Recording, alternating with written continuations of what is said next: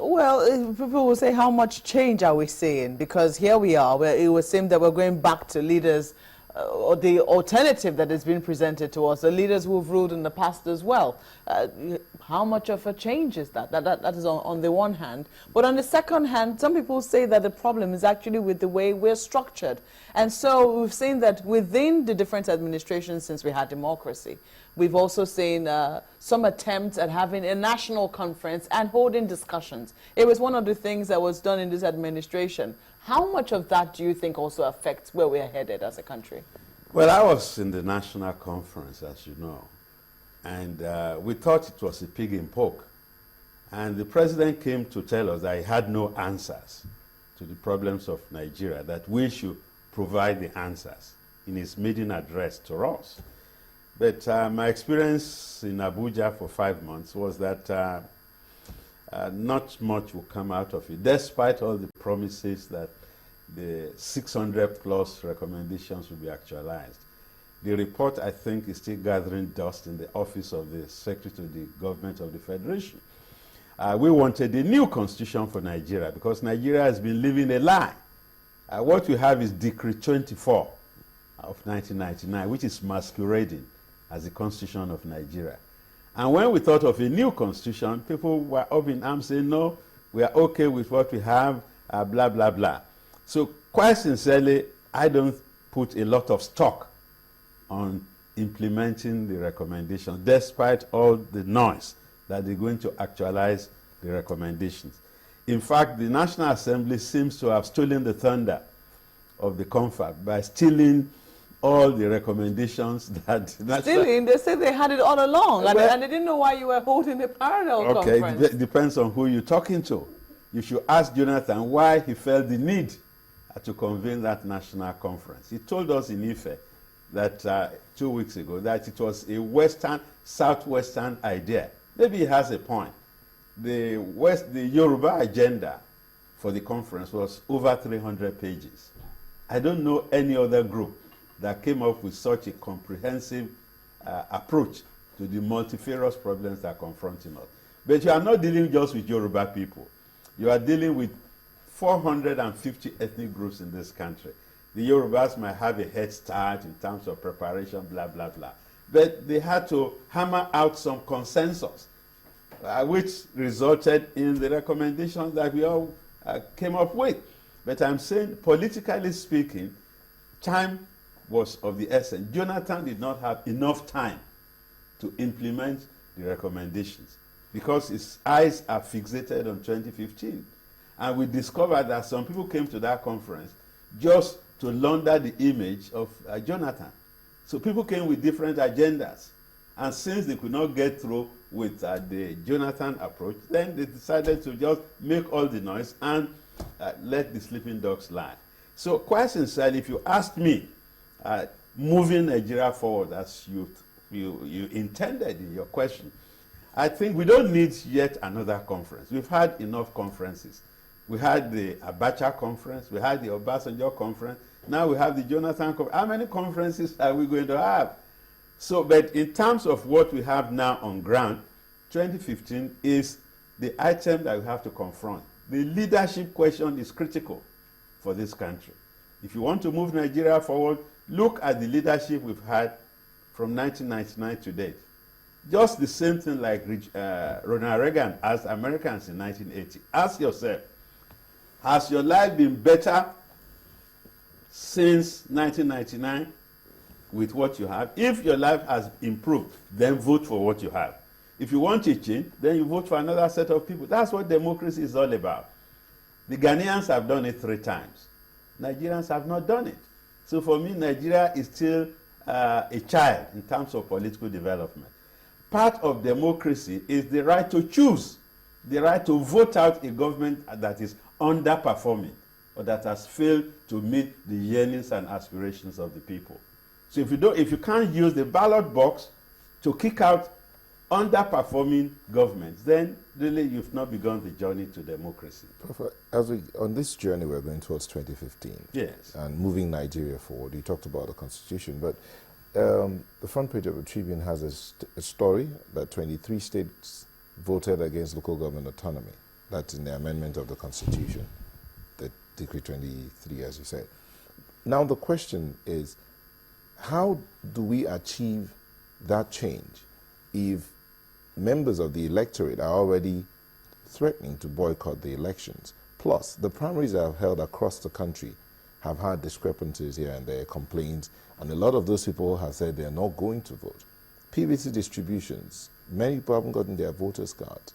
So how do we go about effecting that change through the ballot box? Well, I think there are rough edges, no doubt, in terms of the political process. I gave the Mike Okonkwo birthday lecture this year, where the Trem Church suggested the topic that the voters' card is the power to move Nigeria forward, as you said. And Governor Fashola was present at that lecture. And lo and behold, he was nearly denied, the governor of his state nearly denied the possession of the permanent voters' card. If a governor, a whole governor, can be sidelined, imagine what might happen to thousands, if not millions, of people. So what I'm saying in essence is that Jega and his team have their work cut out for them. Because democracy is a process. And Jega himself has owned up about the malfeasance and, I would say, ineffectuality of the effort. But you see, it's a process. We have to improve as we go on. Okay? It's not a destination. Democracy is not a 100-meter dash. It must be seen as a marathon. So we improve as we go on, and we hope that Jega will deliver, because if he does not deliver, he will have to live, in infamy. Just like some of his predecessors, FEDECO, INEC, all these people. Jega put a lot of effort, bearing in mind his image as past president of ASU, past vice chancellor of BUK, a professor of political science, blah, blah, blah. But people are complaining, okay? And that complaining attitude of Nigeria, I think is healthy, because governance needs a healthy dose of cynicism. You must challenge, the government, and you must question, ask even uncomfortable questions of your leaders. This carry-go mentality, pardon the use of that expression, we should do away with. We should subject our leaders to serious scrutiny and questioning about what they have on the table. What do they want to do? And their capacity to deliver. That is what governance is all about. And you are the media people. You should be thinking now of presidential debates. It's not too soon for channels to host a presidential debate amongst the contending forces. Okay? And let people judge. And some people have the gift of oratory, some don't. Maybe because I know Oshibajo, even from his Igbobi College days, he was a fiery debater. Okay, so I know, and then as a lawyer, he's paid to talk. So he might have an advantage if you... That's if you're doing a vice presidential debate as well. It has to come together. It has to come together. Here you're asking for it, which is something I've also heard that the PDP is asking for. They want a debate as well. So let us hope that we will definitely see that in, as we move into 2015. But you've talked about Nigerians holding their leaders a little more accountable. Mrs. Ezekwesili was given a lecture somewhere in London, and she was talking about how agencies of government become institutions. And she says that they become institutions when when the citizens hold the agencies accountable. That's when they become institutions. The question is, how do we do that transformation process? Because sometimes it would seem that when people do try to ask questions, then they're viewed as people with an ulterior motive. Well, I think it's part of the underdevelopment of the Nigerian political scenario. Critics are not enemies. On the contrary, like I believe it was the American Senator William Fulbright, who said it's the supreme act of patriotism to be critical of your government. So critics are patriots, and they want a better society. In fact, if you look at the logo of the National Institute for Policy and Strategic Studies, it's towards a better society. If you want the status quo, then there's going to be stasis. and boredom, you know. So you should be a critic to improve the state of affairs of your country. And I think the more critics we have, the better for our country. God bless Ganifa Emi in his grave. But his role and activities were relevant in the task of transforming Nigeria. You must be able to go to court to challenge illegality and arbitrariness. I'm not talking because I'm a lawyer. But the more people ask these worrisome questions, the better for the society. We cannot just be laid back and accept what exists as what God himself had ordained. No. It's a human agency. And I like what Obi said in terms of people holding institutions accountable. You know, I think who came here, one of the American, I think, people came to say that we need institutions, not leaders. I think it's Mrs. Clinton. And before then, we had that sentiment expressed, I believe, by the former National Security Advisor. I agree, we need institutions, but institutions don't drop from heaven. They have to be created and nurtured, okay? And we have so many institutions. Look at what Odin Kalu has been using the National Human Rights Commission to do. So the people who run the institutions are critical, okay? It's not just you have the institutions, you must put round pegs in round holes. Don't make these appointments as jobs for the boys, jobbers who will not take charge of those institutions in the quest for transformation. What we've had of transformation is just a lot of shibboleth. It has become a catchphrase, a transformation agenda. And then you use Lee Kuan Yew. And look, I've read Lee Kuan Yew. I've been in China, I've been in India, I've been in all these places. And what I'm seeing at the call transformation is just academic. Nigeria has not transformed. Even the railways they are talking about, we still have single track in the 21st century. And when I was a student in the old Soviet Union, you took trains from Moscow to Madrid. Europe was integrated. It's more integrated. What railway are they celebrating here? Or the airport transformation. The last time I traveled out, there were leaking roofs at Murtala Mohammed International. They removed the marble floors and put cheap Chinese tiles. Is that transformation? Look, spare me. Look, we have been around. We know what transformation is. We have not scratched the surface. So if you want real transformation, you must be ready to pay the price of Lee Kuan Yew and not just use bland advertisements that you want to be a Nelson Mandela or, you know, or Lee Kuan Yew or even Martin Luther King, not to talk of God knows who.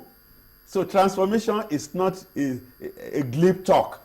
You must really sensitize your people. And then let me look at your cabinet. Who is going to actualize your ideas? If you look at the present cabinet, there are a few flashes. And if you want me to name names, I'll name names. Additional, for instance, is a winner. Mrs. Mobola Johnson is another exciting person. Okay? That's about all. I can't remember the names of the other ministers. Well, you know? So what I'm saying is, show me your cabinet, show me your men, and then your vision. Then if the vision and the mission gel, then we have prospects. Well, you just don't talk of transformation. We're wrapping up now. Okay, no problem. Just quickly, are you optimistic? We were talking about security before you came in here. And only yesterday, the National Information Center talked about the fight for the Chibok girls still being on. There is still hope to bring them back. Are you hopeful? Now, as far as the Chibok girls are concerned, I think I will go by General Obasanjo's position. That is a lost cause. 6 months down the line, we've not made any progress. And General Obasanjo, I think, said, if we had acted immediately, then we'll have cut our losses. Delay was fatal. The security situation, I think, is neither here nor there. I had about 150 women kidnapped about 3 days ago. So it's getting worse and worse. I've listened to the governor of Borno State lamenting that 20 local governments are outside his control. And if Borno falls, and Yobe falls, and Adamawa falls, if we don't stop them there, you're going to meet them in Lagos. So these people have an agenda like the IS, and there's an attempt to destabilize Nigeria. And I think, you see, Jonathan, I think he's done his best.